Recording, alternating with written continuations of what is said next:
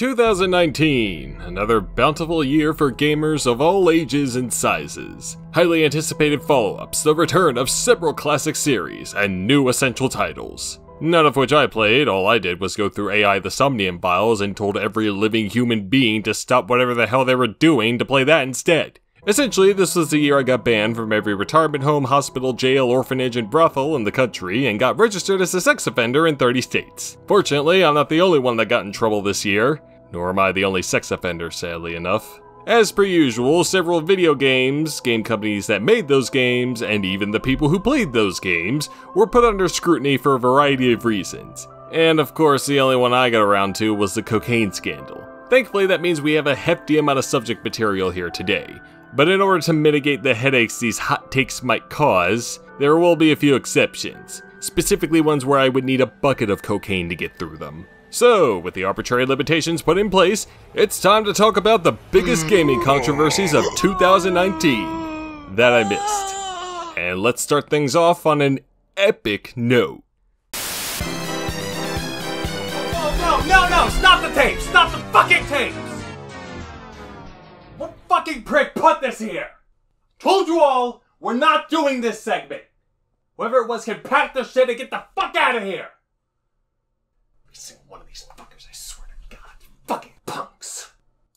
Anything you can do, I can do better. I can do anything better than you. I used to be really up Steam's ass about it being a terrible storefront that, while filled with great discounts for games, was also filled with so much trash, including a horribly exploitative curator program, as well as developers censoring criticism and users review bombing games they don't like for dumb reasons. But after I stopped watching Jim Sterling, I came to realize that not much has changed and it still kinda sucks, but who cares, these discounts are great. There are some alternatives, but nothing that could rival the juggernaut Valve has cultivated for years. However, with the boatload of cash they made with their own juggernaut, Fortnite, Epic Games decided to throw their digital hat in the ring with the Epic Games Store. This bold move came with even bolder promises, the most tempting of which being any developer who sold their games there would get a larger cut of revenue than they would with Steam.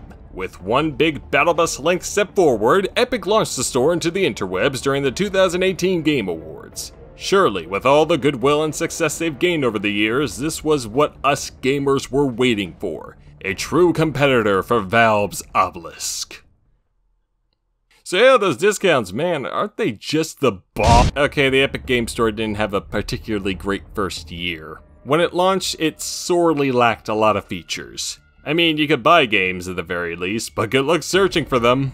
Even if there were only a literal handful of games available at first, the fact that such a standard aspect of most storefronts was missing was a little concerning. However, something much larger overtook the Epic Games Store debate soon after. And that, of course, was the amount of exclusive PC games it had snagged. It all started with some indie developers not merely putting their games on the storefront, but also removing them from Steam entirely. And it wasn't too long until AAA publishers started digging in. Ubisoft was the first to bite with The Division 2, a game that was also originally set to be sold on Steam and could also have been pre-ordered. This sudden move drew the ire of many users, but Epic basically shrugged at that and kept on keeping on. And the more exclusives the store acquired, the louder its critics got. Metro Exodus was the next big game to get the Epic Store exclusive badge of honor, and this happened mere weeks before its worldwide release. Even though it would only last a year and then be put on Steam, the review bombing and boycott calling that followed on past games set the tone for a host of future exclusive announcements down the line. Some of it got really pissy too. But I think it all culminated when Shenmue 3, a crowdfunded sequel to the beloved Dreamcast series that said crowd had been waiting to play for an eternity, was announced to also be an Epic Games Store exclusive. Fun fact, Epic themselves had been funding a good chunk of these exclusives, including Shenmue 3, and that didn't really bode well for them as the store was still not in the best shape, even at this point. So it was a big mess, that should go without saying. And one has to wonder why it was a mess in the first place.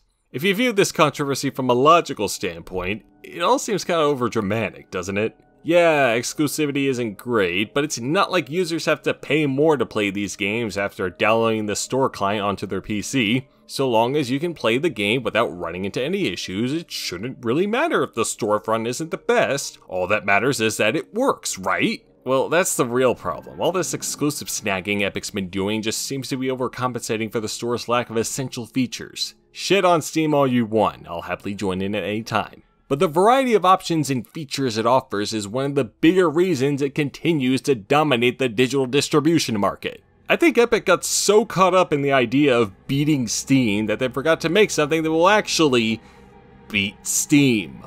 For as beneficial as the store is to developers, apparently, there just isn't anything beneficial it can offer to us consumers other than these exclusives.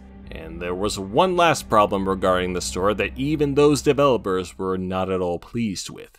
No, it's not the freaking spyware crap. Some idiot interpreted the TOS for the store as saying Epic will take your information and sell it to China. And that's about as much lip service I'll give to that conspiratorial garbage. In the midst of all this controversy, Epic put out a little promotional sale where any game priced at $15 or more would get $10 taken off automatically. Quite an impressive discount, wouldn't you say? Well, you'll be pleased to know that not only do these discounts apply to games that are already on the store, they apply to games that had just been released or were still in the pre-order phase. Suffice to say, developers were not as pleased. Some of them reacted by removing the games from the store until the sale was over, and some went as far as to cheese the system by putting the price just below $15 to avoid the $10 loss.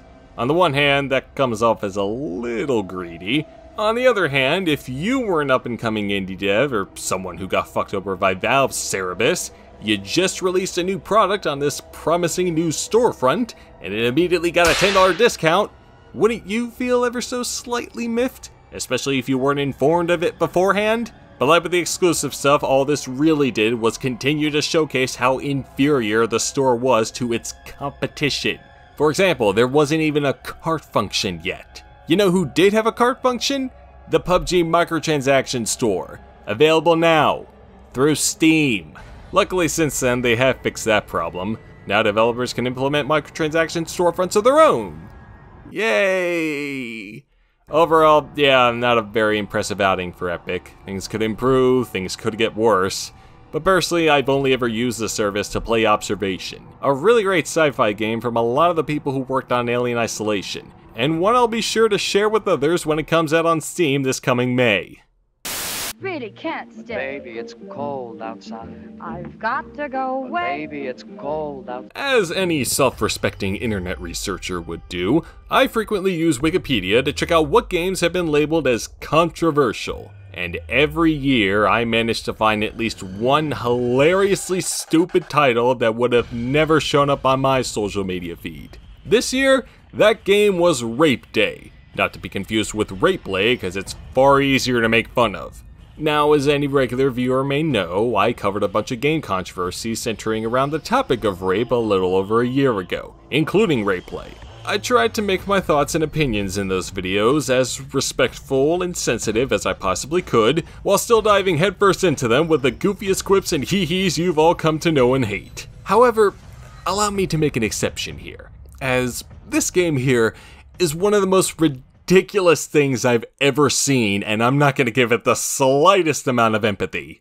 So Rape Day is a visual novel where you play as a serial killer rapist who's found themselves, along with a bunch of women, in the middle of a zombie apocalypse because why not? The description reads that you can choose to harass, kill, and rape them women, if you want to, or just find a way to survive the countless zombies in wherever the hell you are. Zombies that are also, apparently, able to rape as well, because why not? I saw Brain Dead once. Even zombies have libido. According to the developer, they spent 2 years crafting this thing. It only lasts half an hour, and it's marketed towards, in their words, sociopaths. As expected, multiple game news outlets covered Burp Derp and immediately questioned whether or not the devs could actually get this game onto Steam with Valve's new hands-off policy towards self-curated games intact, which reads, so long as it's not illegal or trolling, it's aight by us. Also as expected, non-game news outlets, mostly tabloids, decried the game for being sick and disgusting, and also sick, but also disgusting, and some also called it sick. And some even went as far as to call it, disgusting! 5 fast facts you need to know about Rape Day. Oh, I wonder what they are. Fact 1. Deskplant created this game. Fascinating. Now, I've known about Rapidash for a good while now, but I can't really help but think all of this is just a gut reaction to the name alone, which is probably what Deskplant was going for in the first place. All these peeps needed to do was view the trailer footage for the game, or hell, look at screenshots. If they did, they'd realize how for something called Rape Day, it sure looks fucking silly.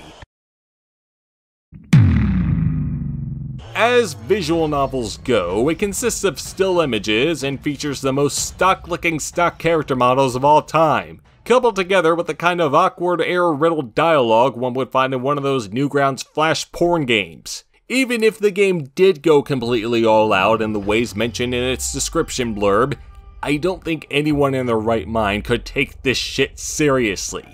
Just look at it. Say what you want about Rape Day, but it's far more potent than this crap.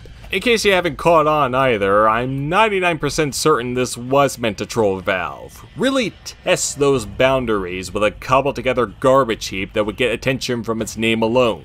It reminds me a lot of what Hatred did 5 years back. But at least Destructive Creations tried.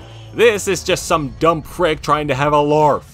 Whatever the case, it worked out quite well for them, as Valve rewarded their brave statement of a game by pulling it from Steam shortly after its announcement, citing unknown costs and risks. Mr. Deskplant did say the game would eventually be released in some form, and that it's too late to ban the game, but considering the official site has since been taken down, and it's been almost a whole year since that little statement, I'm not gonna hold my breath for a surprise release anytime soon. It's, oh, what are the words again? Useless piece of shit. Ah, yes, thank you, Mr. Hatred Man. How you doing, man? It's been a while. How are the kids? Oh, wait. You're dead. Never mind, sorry I asked. It's all about the money. It's all about the dun dun da da da. Microtransactions are stinky, always will be stinky, and will never not be stinky. Get bent, you greedy gremlin-faced gonad gobblers. China was quite prevalent in game controversies this year, and disregarding the hokey conspiracy theories, it's been interesting to see how. Before we get to the one people care about though, let's go through the other one that happened many months prior. So, there was this horror game put out on Steam called Devotion. It was made by Taiwanese developers Red Candle Games and incorporates a lot of Taiwanese culture in its setting, aesthetics, and especially narrative. Sounds neat, doesn't it? Well, yeah, a lot of people thought so too. It was getting positive marks from reviewers and Steam users alike, and things were looking up for the team. And then someone found a talisman that read something along the lines of, Xi Jinping Winnie the Pooh, your mother is a moron. And the downward spiral began. This was in reference to a meme going around China back in 2017 comparing the country's ruler Xi Jinping to Winnie the Pooh. A meme that Mr. Jinping and his government found so insulting they saw fit to ban the character and any images containing them regardless of context. That's why last year's Christopher Robin never saw release there, and why Winnie's inclusion in Kingdom Hearts 3 was hilariously blown out as well. Back to Devotion, this new discovery left many Chinese gamers incensed, and they took to review bombing the game in protest. Normally that's nothing to be too concerned about, but remember, this is China we're talking about here. Red Candle apologized for the message, explaining the art assets were placed unintentionally, and they patched it out in place of Happy New Year. Unfortunately, that wasn't good enough as users found other messages within the game spouting similar sentiments, and eventually their publishers, iDevent and Winking Skywalker, both companies based in China that had been granted licenses to publish games from the government, severed their ties with Red Candle, leaving them to clean up the mess alone and culminating in Devotion getting completely removed from Steam. Not even a week after its release. Yeah. So, viewing this from the perspective of a common, dumb Caucasian Westerner, this is quite the ridiculous situation. Yet we can easily make fun of our dumb government and at most get called a commie fucker, so of course any Westerner would find this ridiculous. I also find the whole Winnie the Pooh thing in general to be ridiculous. It could be literally any other chunky character, and for some reason the Pooh Bear became the chosen one. It's just weird how any one character or item or hand gesture that was once completely harmless or inoffensive could easily be labeled as otherwise with enough people pushing that idea, whether it was meant to be ironic or done just to stir shit. In the aftermath, Red Candle continued to apologize for the incident in many vain attempts to save face. Devotion still remains delisted worldwide, and one of their publishers I mentioned ended up losing their publishing license. Jeez. According to Red Candle though, the game will be reintroduced into society once the world is ready for it. So it's pretty likely we'll never see it again. Oh well, at least this is about the worst it can get.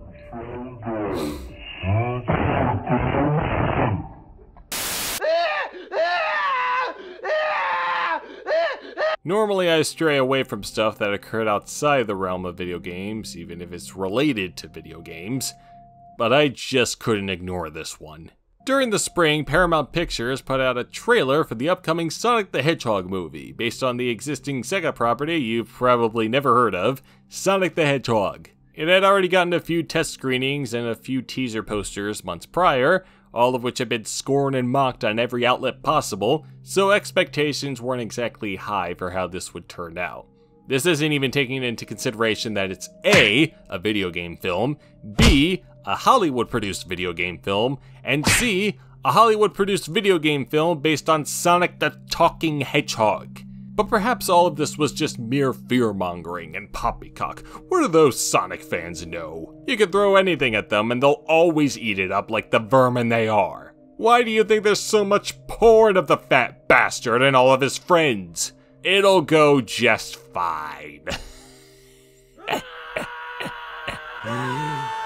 Yeah, it didn't. Forgive me if I sound like everyone else, but I sincerely have no idea what the hell they were going with here. It's like they were trying to compromise between how Sonic normally looks and a Sonic look that could appeal strongly to a dumb general audience. The problem with that is that a vast majority of people interested in this film are Sonic fans, and 99.39% of that core demographic believe that there is absolutely nothing wrong with the current design, so straying away from it in any major capacity is not a good idea. Granted, the trailer had many other issues besides this bastardization presented before us, but the reaction to this trailer was so catastrophically negative that not even a month later, the decision was made to not only change the design, but delay the movie for a good while to allow the artist responsible for that job, among whom was one Tyson Hesse, who's had a hand in Sonic-related media for a good while now, to do so. Wow. That is nuts. Half a year and another 5 mil later, another trailer was released showcasing this redesign, which was far better received than the original, and by that I mean Sonic now looked like Sonic. So that's nice to see, and of course it means we're now all obligated to see the film in order to support the team and all their hard work, right? Yeah, how about no? See, even if this design had been in place the whole time, I personally don't think the film looked any good regardless. The second trailer is indeed an improvement, but I still wasn't impressed by the humor or dialogue in either one. In fact, I found it to be quite annoying. I'm sure Jim Carrey is gonna ham up his Eggman performance as he does for any role, but it certainly didn't convince me this whole thing won't be at best middling. Perhaps enough for some, but not enough for me. And telling people that they now have to watch it because they listened to the fans is complete horseshit. However, I do feel obligated to mention the closure of one of the visual effects studios that worked on this film about a month after this trailer came out. But considering they were also working on Cats, I think it's obvious which one works better as the scapegoat. Also, people are cheap and such and such and such and such and such and such and such.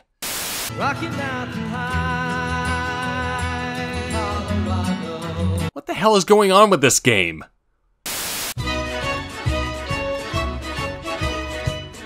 Let's shift gears once again to everyone's favorite family-friendly, fun-filled Finkeldinkles at Nintendo. They had a pretty decent 2019, all things considered, but they were not immune to controversy, especially with one of their biggest long-running franchises. However, a much smaller, but no less relevant and ongoing one, would have to be the curse of the dreaded Joy-Con drift. Imagine a young boy, your girl or non-binary individual or otherkin playing, say, Mario Odyssey on their Nintendo Switch device, and they're having a great time with it, as one normally would with Mario Odyssey, but they notice something off with the game. Despite them having let go on the control stick, Mario still continues to move. They notice this too late, whereupon Mario careens off a ledge and plummets to his death, which in a rare Easter egg only seen through this method, is shown in graphic detail. I can't show it here or else this video would be age restricted, but trust me, just look up the cover to Pissgrave's latest album and you'll get a good idea as to how Mario ended up. Anyway, this isn't something too uncommon with video game controllers. You ever tried to play with a controller you haven't used in years, only to find it spazzing out without you touching either of the analog sticks? After all that time, a lot of dust had built up underneath the sticks and it messes with the sensors, resulting in this. But again, this usually happens after years of non-use. With the Joy-Cons, there were reports of this shit happening within months of purchase, and there are a large amount of reports of drifting in general. Users could fix these issues themselves with ye old compressed air can, or just ship the controllers over to Nintendo HQ and have them fix it, unless the warranty on those controllers expired, in which case they have to pay an extra money to have Nintendium implanted into the things, though that was later changed due to events. Even then, those remedies seldom worked, so the drift would start happening again a short time later. And there's only so many times you can use the compressed air can before you start huffing that shit in a rage. Still, at least people with a regular Switch had those options. When Nintendo released the Switch Lite back in the fall, some clever sleuths cracked the thing open and discovered Nintendo didn't bother changing up the material for the control sticks. And sure enough, some users were also cursed with the drift on this device. Except this time, they're permanently attached to the console itself, so unless Nintendo offers a bigger box to send the borked devices in, they're fucked. They may want to get to work on fixing this sooner rather than later though, as lawsuits started cropping up in the midst of this nonsense, which is why they stopped charging for out-of-warranty repairs. And this ain't the kind of frivolous patent suit they're faced with pretty much every console generation. All this happened during the summer, and since then not much has occurred besides an amendment to the case to add the Switch Lite onto it. We'll see how far this stuff goes, if it does go any further, but I'm just thankful this shit hasn't happened to me yet. Hey, Karma? No, back off, back off, back off. You stay there. I'm not dealing with you today. There were a lot of L's this year, but there was perhaps no bigger L than the one Blizzard took. So this might be a bit tough to condense, but I'm gonna try my dangest to, and not piss anyone off in the process. Yeah, we'll see how that goes. As you may know, there have been ongoing protests in Hong Kong for more than half a year now, originally formed in opposition to some bill that seemed to threaten their autonomy. As large protests go, they got violent, police brutality was involved too. Bottom line, there's a lot of stuff happening, and it's a very touchy subject that's more or less in the back of us Westerners' mind, as most things usually are. However, it was front and center for anyone following gaming news during the middle of autumn, especially Hearthstone fans. Following a match in the Hearthstone Grandmasters Tournament, the largest tournament of its kind, one of the more popular players there, whom goes by the username Blitzchung, was being interviewed by two commentators for the competition, both of Taiwanese origin. Not much of note happened in the interview until at the very end, where he puts on the kind of mask that the protesters in Hong Kong wore and shouts, 光复香港时代革命, which translates to Liberate Hong Kong, the revolution of our times, which is their slogan. The next day, Blizzard announced Blitzchungus had violated a tournament rule that forbade these kinds of statements, whereupon they not only made him forfeit any prize money he had accrued up to that point, but slapped him with a 1-year ban from any participation in Blizzard esports. Oh, and they also shanked the two interviewers for good measure. This decision drew instant criticism from the gaming community, as it seemed like Blizzard did this in fear of losing any potential business with China. Tencent, one of the largest entertainment conglomerates in China, also had a 5% stake in the company, and that certainly didn't help matters. This criticism extended far beyond the gamers, though, from mainstream news outlets and even Blizzard's own employees, some of whom staged a walkout a few days after the incident. People from our own government put in their 2 cents as well, most likely due to other Hong Kong protest-related incidents happening in tandem. When you have senators knocking on your door to tell you you fucked up, you probably fucked up. So naturally, with all this pushback, Blizzard would fix this mistake and not double down on it, right? Well, yes. Yes, they did.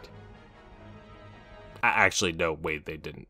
Well, they did give Blitzkrieg his prize money back, and lessen the amount of time for the ban to 6 months instead of a year, but they didn't reverse the ban entirely, so it's clear they weren't going to budge from their stance anytime soon. This was especially true when they gave out the same kind of ban to an American collegiate Hearthstone team that held up a sign reading, "Free Hong Kong! Boycott Blizz!" which was streamed live from their official channel. I guess they're at least being consistent. Seeing that Blizzard were going to stick to their guns, the gaming community started responding in various ways, including a petition that went nowhere, but that's a given. Overwatch fan artists also started a hilarious campaign to use one of the game's most popular characters, the Chinese climatologist Mei, as a way to support Blitzboy as well as the Hong Kong protests in general. Oh god, imagine if China banned this character in addition to Winnie the Pooh. That would have made my year.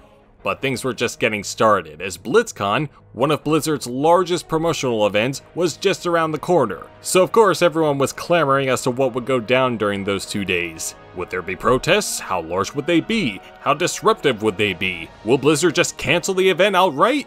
Well, no, they went forward with it. And despite a handful of shenanigans, there wasn't much of a shakeup from what I could tell. In their infinite wisdom, however, Blizzard did realize that if they went the whole event ignoring the incident, their reputation would continue sinking, so at the opening ceremony, their boss made a grand apology for their actions.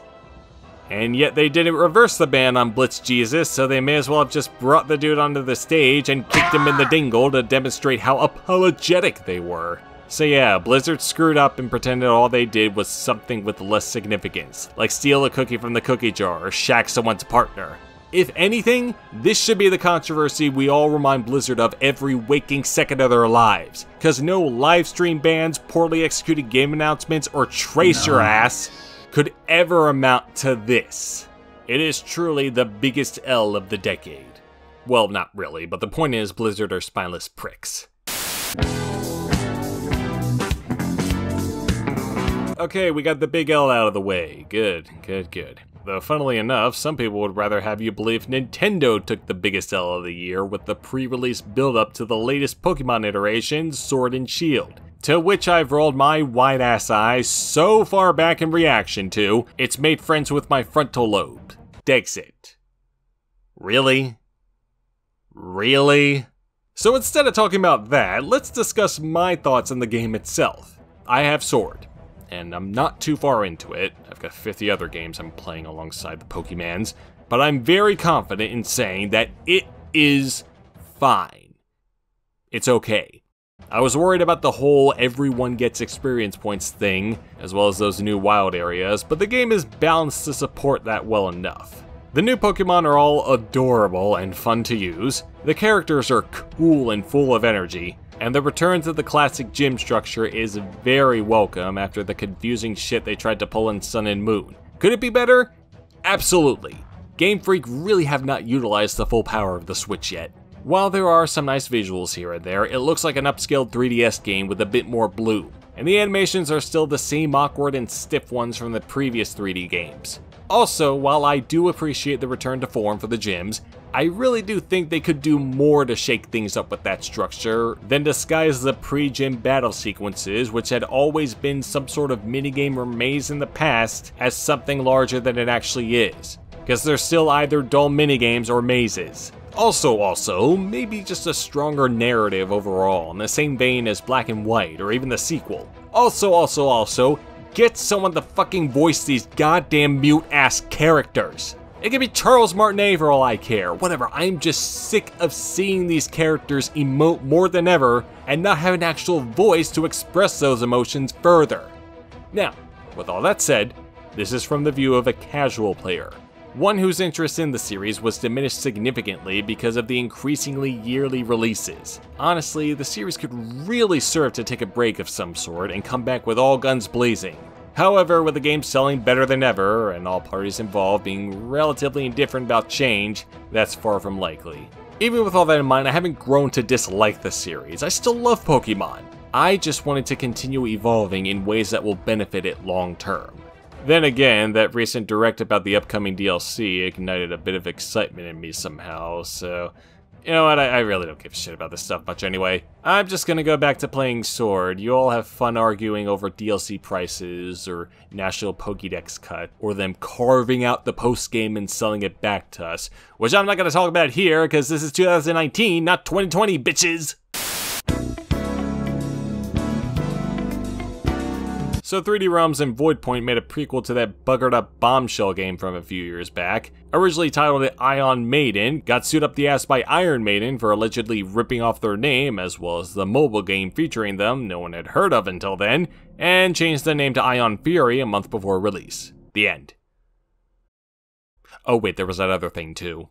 Ion Fury had been far more praised than Bomb Fury by critics and gamers alike, and things seemed to be going well for about a week. Then someone on Reset Era put up a little expose that involved screenshots from Discord of some of the Ion Fury developers engaging in, let's just call it unfavorable behavior. A little bit later, someone put up another post, this time for stuff in the actual game. Specifically soap bottles labeled as, oh, gay, and a secret area that had a word I'm not going to repeat here. Though I'm not even sure that was part of the actual level, it just seems like it was kind of parts of the code or something like that, I don't know.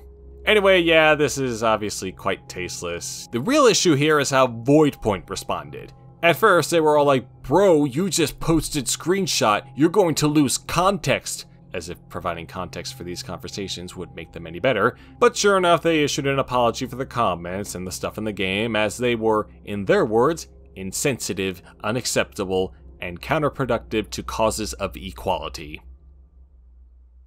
Really now. To further assuage this backlash, they also plan to remove the offensive jokes from the game and donate 10 grand to the Trevor Project. 3D Realms also said they would adjust their contracts with the team to ensure this shit don't happen again. And then a little bit later, Ion Fury got review bombed on Steam from users crying out censorship, and the team made a total 180, saying they were completely against all forms of censorship and wouldn't cut out anything. Well, to be fair, it was a partial backtrack. They did cut out the offending word in there, which they also said wasn't even accessible without hacking. But man, that was a quick turnaround, wasn't it? Almost like they were expecting this kind of response. Best of all, the game got more publicity in general, so I'd say it's a net positive, right? I mean, you may as well take advantage of the whole censorship crowd, because they'll come in droves to defend and buy something whenever the possibility of censorship surrounds it. Yeah, this whole thing was dumb and completely unnecessary. And contrary to what one of the devs who liked a tweet I made in reference to the controversy may think, I'm hardly on Voidpoint's side. Okay, that's the best you came up with? Regardless, those Discord chats are far more damaging to them than any stupid pun. That alone is more than enough to put them on anyone's shit list. I'm sure Ion Fury is a neat little throwback to the good old days of the build engine era. Shame the devs proceeded to fuck up their goodwill in the process.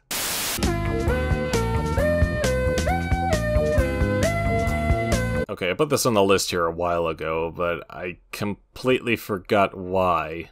Huh. Why was this here? Oh, wait a minute. Oh. Yeah, that's why.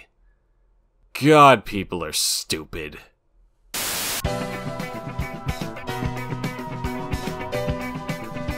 And to end things off, let's take a look at two troubled indie companies that got themselves into really hot water, mostly due to their seemingly troubled CEOs. Y'all know Nicolas, right? Well, if you don't, they're the ones responsible for bringing several classic indie games like Cave Story and VVVVVVV to the spotlight. I read a lot on Nintendo Power back in the day, and they covered these kinds of games quite frequently, so I had become familiar with Nicolas's work. After NP's demise, though, I didn't keep track of them, and that's probably why I wasn't aware of their increasingly tarnished reputation until very recently. Acquaintances would make heavily negative comments regarding them whenever they popped up in new pieces or videos, and then I started seeing peeps on social media dunking them, and the pressure just kept building and building and building and building until BAM! Kotaku article. This little diatribe detailed a variety of issues, complaints, and accusations against Nicolas. Much of these tales came from developers who were working at or had worked with the company in the past. And as I read further and further into the article, these stories quickly fell into a similar pattern. First, Nicolas would strike up a deal with an up-and-coming developer to port their game to a console or consoles, promising them riches and wonders, and then silence. Absolutely nothing. They could contact the company all they wanted, but no response would ever come.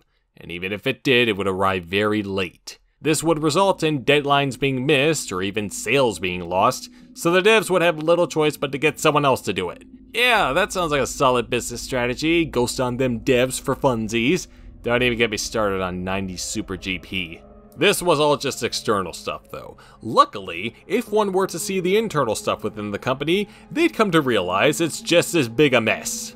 Anonymous employees described the working environment there at the hands of their CEO, Sir Tyrone Rodriguez, to be quite toxic, mainly because of Rodriguez himself. From the way these employees describe him, and based on chat logs, he sounds like a controlling, manipulative, racist douche nozzle. The kind that will be friendly to you as long as you're still useful to him, and will be thrown in the trash if you so much as step out of line. During the research for this article though, Kotaku did speak with Binding of Isaac creator Ed McMillan about this dude's behavior, which took him by surprise so hard he cut ties with not just Rodriguez, but Nicolas as a whole. Seeing as Binding of Isaac Rebirth and a lot of McMillan's subsequent games were big hits for them, this isn't to be taken lightly, yet that seems like what Nicolas are indeed doing. Since the article came out, Rodriguez responded with a half-baked apology on Twitter, and then absolutely nothing.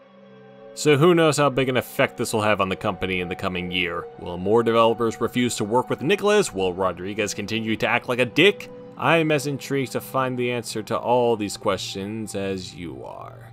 If you want to know even more about this company's fall from grace though, check out Crymore Gaming's own expose on them, where they go into the same stuff I just talked about, including that 90 Super GP game I mentioned earlier, but with much more juicy details. Full disclosure, one of those acquaintances I mentioned earlier is featured in this video too. Just a precaution to anyone thinking this association is why this segment is here. No, far from that. That Kotaku article convinced me to put this here long ago. Regardless, Nicolas's tarnished reputation is indeed well-deserved, and unless they get their act together, it's only going to keep going downhill from here. You know who might have it worse though? Dangan Entertainment. This company also publishes indie games, they occasionally dabble in localization too, all of which is headed by the better-than-nothing legend himself, Ben Judd.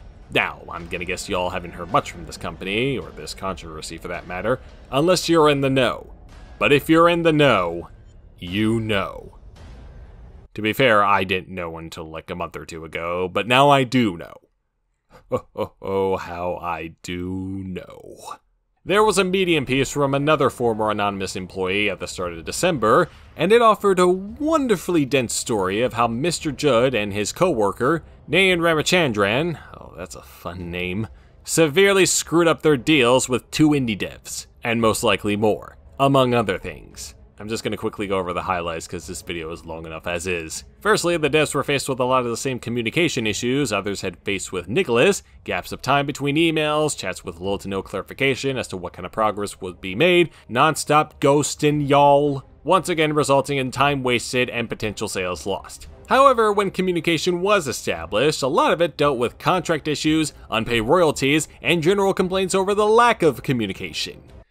Whenever this happens, I just have to wonder how, especially when they appear to work with other developers without issue. Do they get lazy? Is it just some mind game or something? Whatever the case, the frustration in these developers' words is palpable.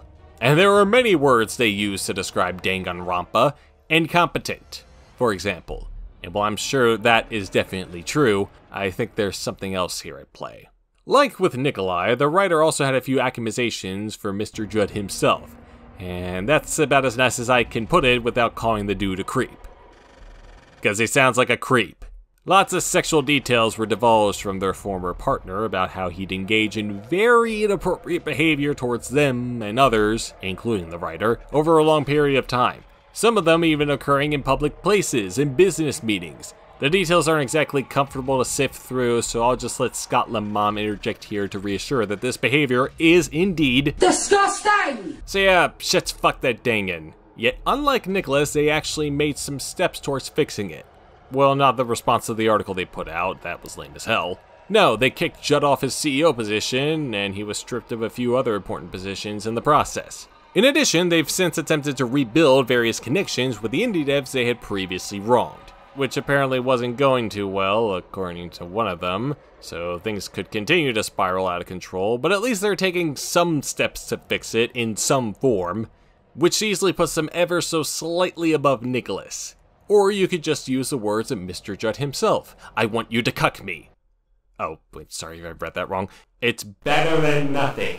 Overall, it's a case of two sketchy companies, two sketchy CEOs, countless unforgivable sketchy actions, and sketchy responses to the sketchiness. Both stories have made me far less interested in supporting either entity in any way until they get their respective shit together, and hopefully this doesn't become an increasing trend among indie developers. Fuck.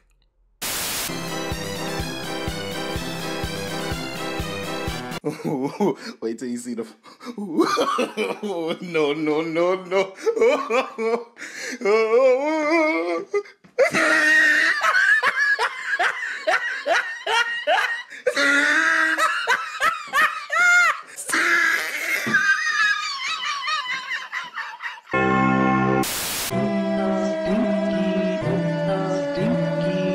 Okay, seriously, now this is the last one. And I just remembered it about 3/4 of the way of me editing this thing. Beginning of the year, TDHQ Nordic's PR director and some other dude hosted an AMA on not Reddit, not Twitter, not even Curious Cat, 8chan. Motherfucking goddamn 8chan. Oh no. And get this, it went so well for them, their CEO had to put out a statement that had, "I do not condone child pornography, white supremacy, and racism." Oh, gee. God. I'm like 99% sure this was pure incompetency.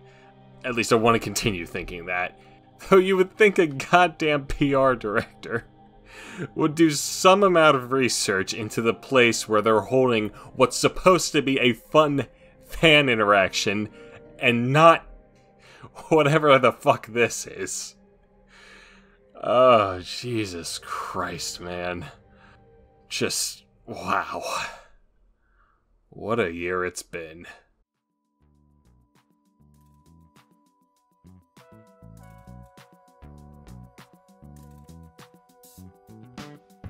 Well, that was a video.